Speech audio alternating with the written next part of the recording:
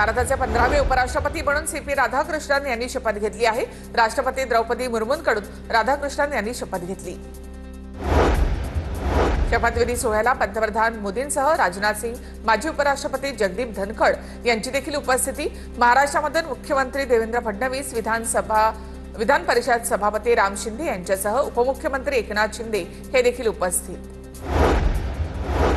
मुख्यमंत्री देवेंद्र फडणवीसांकडून कर्नाटकच्या काँग्रेस सरकारचा निषेध। कर्नाटकच्या मुख्यमंत्र्यांकडून शिवाजीनगर मेट्रो स्टेशनचं नाव बदलण्याचा निर्णय घेतल्यामुळे वाद। नेहरूंच्या काळापासून शिवरायांचा अपमान करण्याची काँग्रेसची परंपरा, फडणवीसांची काँग्रेसवर टीका। बंगळुरूमधील शिवाजीनगर मेट्रो स्टेशनचं नाव बदलण्यावरून वाद।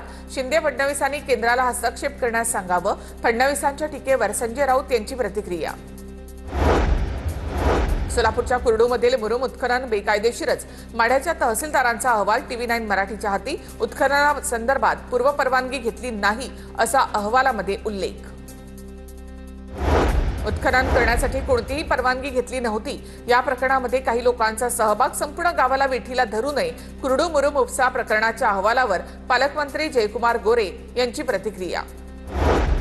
कोल्हापुरात सापडलेल्या कुणबी नोंदींमध्ये अनेक त्रुटी आढळल्याचा दावा। एका गावातील कुणबी नोंदीमध्ये दुसऱ्याच गावातील नागरिकांची नावं आढळली। कोल्हापुरातील अनेक गावांमध्ये हा सगळा प्रकार झाल्याचा स्वाभिमानी संभाजी ब्रिगेडचा आरोप। धाराशिवमध्ये भाजप कार्यकर्त्यांकडून खासदार ओमराजे निंबाळकर यांच्या विरोधात सोशल मीडियावर कॅम्पेन। धन्यवाद खासदार ओम, आम्हाला कळलं अशा आशयाची पोस्ट सोशल मीडियावर व्हायरल।